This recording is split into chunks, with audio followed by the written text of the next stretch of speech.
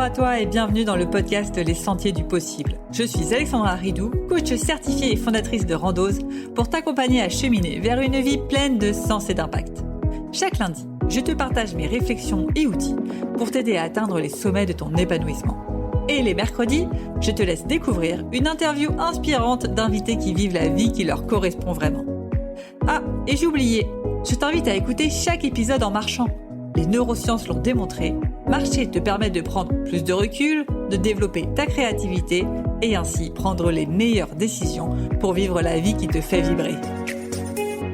Hello à tous, je suis ravie de vous retrouver pour ce nouvel épisode sur comment changer une mauvaise habitude. Alors, pour moi, il y a 4 étapes clés pour changer une mauvaise habitude. La première étape, ça va être déjà de prendre conscience de la raison d'être de cette mauvaise habitude. Qu'est-ce que je veux dire par là ? Votre cerveau, en vrai, il n'est pas si con que ça. Quand il fait quelque chose, c'est parce qu'il y pense qu'il y a des bénéfices à le faire. Si vous avez une mauvaise habitude, c'est que votre cerveau pense qu'il y a des bénéfices à faire les choses de telle sorte. C'est que finalement, cette mauvaise habitude, c'est la meilleure stratégie que votre cerveau a trouvée pour obtenir quelque chose. Je vais vous donner un exemple très concret. À titre personnel, une mauvaise habitude dont j'ai essayé de nombreuses fois de me débarrasser, c'est le grignotage. Je grignote énormément dans mes journées. Et quand j'ai essayé de creuser, c'est quoi la raison d'être de cette mauvaise habitude de grignoter du sucre comme ça à tout moment de la journée ? Clairement, la raison d'être, je la trouve. Quand je suis en train de travailler, je suis à fond dans le boulot, j'ai un petit coup de mou, je sais que ce grignotage, ça va me redonner un petit coup de boost qui fait que je vais m'y remettre et je vais pouvoir continuer de travailler et continuer d'être à fond. Donc je sais que la raison d'être de cette habitude de grignotage, c'est de pouvoir continuer d'être à fond dans ce que je suis en train de faire dans le boulot, ce qui est le plus important pour moi à cet instant T-là. Tu as peut-être une mauvaise habitude de fumer. Prends conscience de quand tu fumes. Pourquoi tu fumes ? Quel est le bénéfice que tu cherches derrière la cigarette ? Peut-être te déstresser, peut-être te détendre, peut-être penser à autre chose. Bref, va creuser la mauvaise habitude que tu as. Quels sont les bénéfices pour toi de faire cette action à ce moment précis ? Et si tu as du mal à trouver la raison d'être de cette mauvaise habitude, prends des exemples les plus concrets possibles. Surprends-toi à être en train d'avoir cette mauvaise habitude et te dire « Pourquoi je fais ça ?» J'ai la mauvaise habitude, je sais pas moi, de couper les gens. Pourquoi je coupe la personne ? Je la coupe peut-être parce que j'ai envie d'aller plus vite, j'ai envie d'accélérer les choses, j'ai envie de l'aider. Bref, va creuser le bénéfice que tu as à faire cette mauvaise habitude. Une fois que tu as ça, déjà, prends conscience, fais un break, souffle un coup et dis-toi, finalement, cette mauvaise habitude, elle n'est pas si mauvaise que ça. Finalement, il y a du bon. Finalement, aujourd'hui, c'est même peut-être la meilleure stratégie que j'ai pour atteindre ce bénéfice. Je te reprends l'exemple du grignotage. Clairement, ça m'a fait prendre conscience que finalement, pourquoi je lutte ? Puisque ce qui est le plus important pour moi à cet instant T-là, c'est par exemple d'être à fond dans mon boulot. Et du coup, si je grignote, c'est ok, du moment que j'atteins l'objectif d'être à fond dans mon boulot. Et si je change cette habitude pour un truc qui ne me permet plus d'être à fond dans le boulot, il n'y a plus d'intérêt. Donc finalement, est-ce que j'ai vraiment un intérêt à changer cette habitude ? Et ça, c'est la deuxième étape. Regarder et vraiment réfléchir sans te mentir. Est-ce que ça fait sens de changer cette habitude ? Si je reprends le grignotage, je pourrais me dire, tiens, tu peux le changer par aller te balader quelques minutes, aller faire du sport. Est-ce que ça fait sens pour moi de changer cette habitude en allant me balader en faisant du sport ? Non, parce que quand je grignote, c'est parce que justement je veux travailler, je veux pas faire autre chose. Ça ne fait pas de sens d'aller faire autre chose alors que ce que je veux c'est continuer d'être concentré. Est-ce que par exemple je pourrais changer cette habitude par manger quelque chose de meilleur que des gâteaux ? Oui, je pourrais peut-être prendre des clémentines, des fruits. Est-ce que ça fait sens ? À date, j'ai de la chance, je suis en bonne santé, j'ai pas de problème de surpoids. En vrai, ça me saoule. Ma dose de dopamine, je la veux dans du chocolat, je la veux dans du sucre. J'ai pas la foi de changer cette mauvaise habitude pour un fruit. Par contre, peut-être que si j'avais des problèmes de cholestérol, peut-être que j'avais des problèmes de surpoids ou autre, tout de suite, ça ferait du sens de changer cette mauvaise habitude parce que oui, je vois que j'ai un intérêt parce que c'est ultra important pour moi de faire attention à mon cholestérol ou à mon poids, à changer cette habitude. Mais tant que j'ai pas d'intérêt, je l'accepte. Et j'accepte que, on dit que c'est pas bon de grignoter, mais dans mon cas très personnel, là tout de suite, le grignotage, c'est ma meilleure stratégie pour rester concentré dans mon boulot. Une fois que tu as fait le point si, est-ce que ça vaut le coup de changer ou pas cette mauvaise habitude ? Est-ce que ça fait sens ? Si la réponse est oui, tu vas pouvoir passer à la 3e étape. Bien évidemment, si la réponse est non, tu t'arrêtes là et tu continues avec ta mauvaise habitude.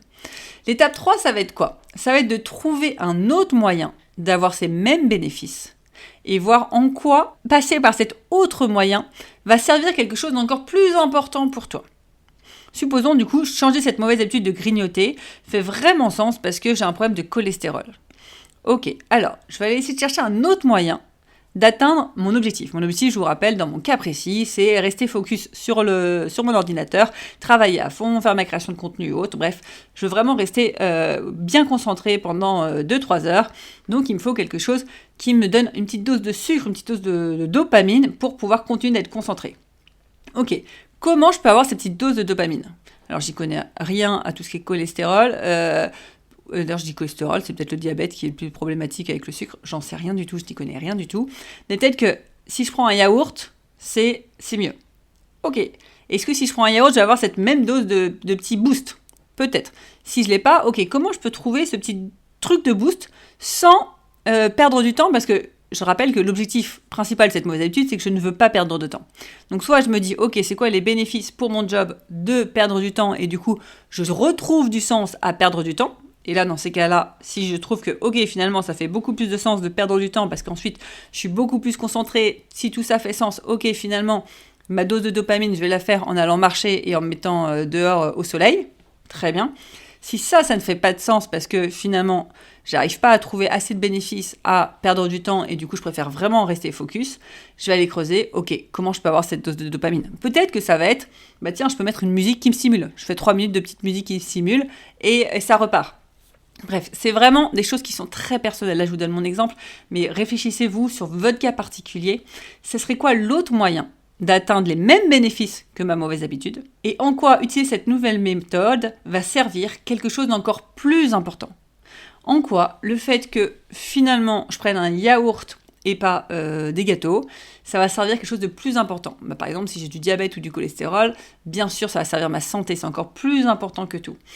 Plus important que peut-être le travail. Du coup, ça va me motiver à manger un yaourt.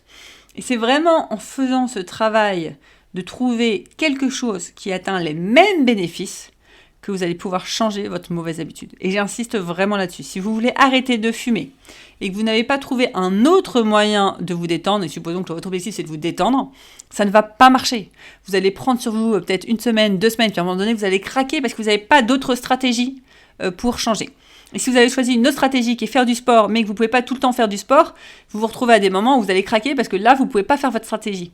Donc de la même manière, il faut que votre stratégie, elle marche en tout temps. Et c'est pour ça qu'en général, la stratégie par laquelle passent les premiers fumeurs, ça va être la nourriture. Ce qui est très simple, hop, je prends du chocolat, du gâteau, hop, j'ai ma dose de dopamine. Donc allez chercher vraiment un autre moyen qui est accessible en tout temps d'avoir les mêmes bénéfices. Et prendre conscience que cet autre moyen, il sert quelque chose d'encore plus grand, quelque chose qui est encore plus important pour vous. Et une fois que vous avez fait ce travail, vous allez pouvoir mettre en place votre nouvelle habitude. Et là, il y a 2 règles très simples à respecter. C'est la 4e étape, et ces 2 règles, je vous invite vraiment à les respecter. La première règle, c'est un peu vaut mieux que rien.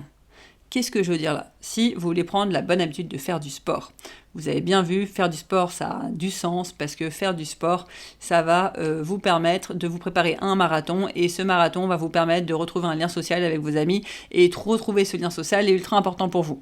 Ou ça va vous permettre de relever un défi sportif et c'est ce qui est le plus important pour vous parce que en ce moment, vous avez besoin de vous prouver à vous-même que vous êtes capable de le faire. Bref, allez chercher vraiment le sens profond qu'il y a à refaire du sport. Une fois que vous l'avez trouvé, sachez que mieux vaut faire, quand vous n'avez pas la motivation, 1 minute de sport, rien qu'1 minute, même une petite pompe, un petit abdos, que rien du tout. Et j'insiste vraiment, les jours où vous n'avez pas la motivation, les jours où vous avez envie de craquer, mieux vaut faire un petit peu que rien du tout. Qu'est-ce que ça veut dire, par exemple, sur l'exemple de grignotage ?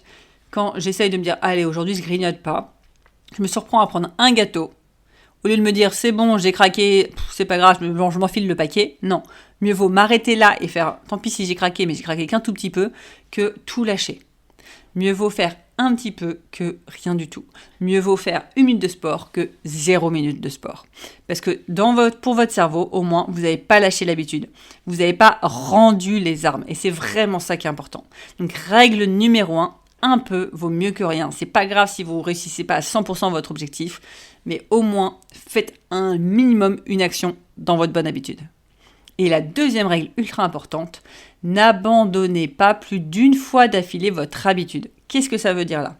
Supposons que vous avez la bonne habitude de faire du sport tous les jours. On est lundi, vous faites votre sport. On est mardi, la flemme, il pleut. Vous ne faites pas votre sport.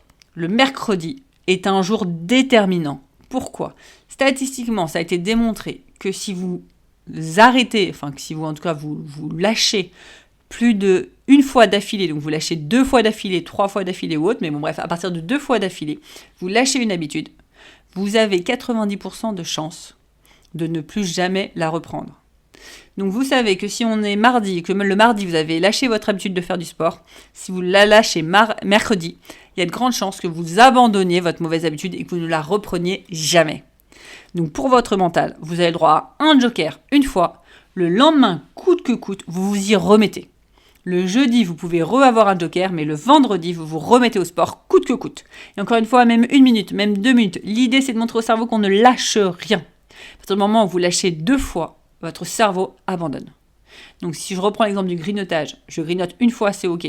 Le deuxième jour, je craque et je regrignote. Non, là, c'est pas ok, je sais que j'ai une chance d'abandonner mon habitude.